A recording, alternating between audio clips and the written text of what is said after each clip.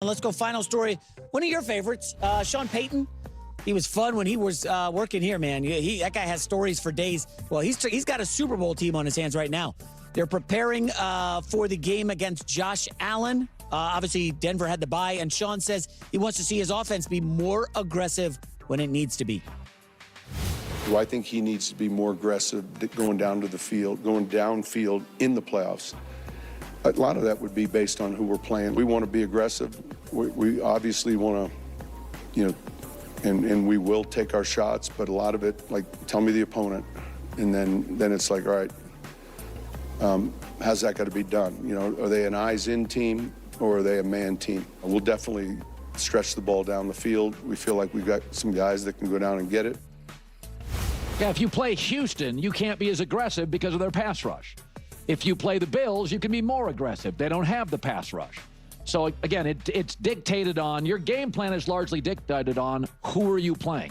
Yeah. If you have the Bears have a backup left tackle, they're going to want Caleb Williams to get rid of the ball quickly.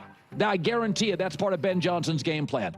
We're not sitting back in the pocket. They've got Young and Verse coming on the edges. They got Kobe Turner, Poona Ford in the middle. And, oh, by the way, we're missing our left tackle. Like, you can tell what you're going to do going into it. Chicago, I don't think it's going to be one of those deep ball games. You're going to want to get that thing out. 2.5, 3 seconds, get it out of Caleb's hands. Because I do think pass protection for the Bears could be challenged. Yeah, I do wonder, this Bills defense was kind of sort of solid against Trevor Lawrence. Like, Trevor Lawrence was good. Tre'Davious White with a crazy turn back the clock game. It's like, well, where'd that guy come from? I just don't know if Buffalo can duplicate that in back-to-back weeks. And I do think the rest is probably underrated, right? You get a whole week off. I know they're rest versus rust, but I think Denver's going to be ready. I don't know, Colin. I'll wait for your blazing 4 on Friday on this one. All right, buddy. James. Absolutely. Take a look at that. J-Mac is suddenly expressing faith in Bo Nix and the Denver Broncos. Where did that come from? Where is that perspective originating now? He's abruptly a believer. Remarkable. Who would have ever anticipated it? Indeed. I mean, consider this. This represents the inaugural, genuinely significant postseason contest for Sean Payton and Bo Nix with the Broncos. Last season, I was the most ardent supporter of Bo Nix and the Broncos before they had even secured a single victory. During that period when they were suffering losses and circumstances appeared bleak, I maintained, everyone, it's going to be all right. This process requires time. It demands patience. It takes time. I did not possess a firm conviction that they would manage to defeat the Buffalo Bills in last year's playoffs. My stance at that time was already, team, it was a terrific season. Even with a loss, there's no cause for disappointment. You understand? It was already a sentiment of, listen, it's plausible. It is definitely plausible. And I'm eager to witness Bo Nix in his first ever playoff game, but realistically, it's going to be challenging. It's going to present some difficulties. And to be perfectly honest, even though the final score became lopsided, I was thoroughly impressed with their performance in that game. I was genuinely impressed with Bo Nix. And whenever anyone attempts to suggest that was not a strong showing from Bo, I dismantle that argument completely. I produced an extensive, detailed video analysis as evidence that this was, in fact, an excellent game from Bo. I urge people to cease pretending it wasn't, especially when commentators like Nick constantly assert he performed poorly, that the Broncos were demolished. I respond by telling them to quit with that absurd narrative. However, the situation is distinct now. This is the second year. Authentic expectations are now in place. Genuine expectations exist now. Your team is the top seed. You are the #1 team. You possess the first seed. You have the advantage of playing at home. You enjoyed a first-round bye. You have an excellent roster. You have a proficient coaching staff on both offense and defense. You are expected to have the quarterback who can deliver. And I believe you do. When I state expected to, I am referring to the fact that this is the juncture where you begin to definitively answer those pressing questions, and where people commence solidifying their assessments of your capabilities. These critical moments with this squad define that process. Consequently, a substantial portion of this burden rests on the shoulders of Bo Nix. It is not solely his responsibility. It certainly is not just him, but that is unmistakably where the spotlight is directed. The paramount question that subsequently arises is, can this Broncos defense also perform and hinder Josh Allen? Can they disrupt Josh Allen's rhythm? Does that, in turn, exert pressure on the Broncos defense, which subsequently places pressure on this Broncos offense? And so the cycle continues, because it is somewhat exhilarating.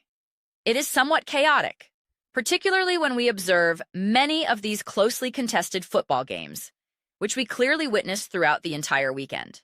The margin between an intensely close game and a contest that is essentially decided from the outset is exceedingly slim. It is a very fine line. Just observe how the game between the Texans and the Steelers concluded.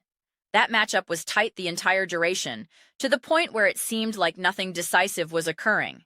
And then, in literally the blink of an eye, the score was 30-6.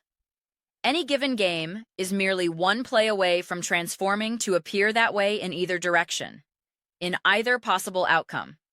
Therefore, when discussing a team that hasn't necessarily experienced this level of playoff contention before, paired with a quarterback who hasn't been in this position before, those extreme outcomes feel even more probable in either direction. Because they will either demonstrate, we are legitimate contenders, let's proceed, we are who we claim to be, or it will reveal, we were not as prepared as we believed, we were not as equipped as we thought, and you suffer a decisive defeat. This is precisely why I believe, as I just mentioned in a comment while conversing with someone in the comment section, that realistically, over the past several years, it has predominantly been the Bills and the Chiefs, more so than any other teams, who have consistently defeated the opponents they were favored against. We can include the Bengals and the Ravens in that conversation, but especially the Bills and the Chiefs, which is why they frequently encounter each other in the playoffs. And now we find ourselves here. The Broncos are expected to win this game. They are at home. They are the top seed. They have the superior overall team. They are favored against the Bills. The Bills were favored on the road against the Jaguars, but they are not favored against this Broncos team. So now you are in this specific situation. Do you defeat the team you are supposed to beat? Do you become, and I am fully aware the landscape shifts annually due to injuries, coaching changes, and various factors, but do you now evolve into the next iteration of the Chiefs, Bills, Ravens, etc., where it's simply, all right, handle your business, take care of business. But you must demonstrate that against the Bills now, correct? You must prove it versus the Bills. You did not have the luxury of stating, okay, great, we get to face the Steelers or the whoever's, a team clearly a tier below us.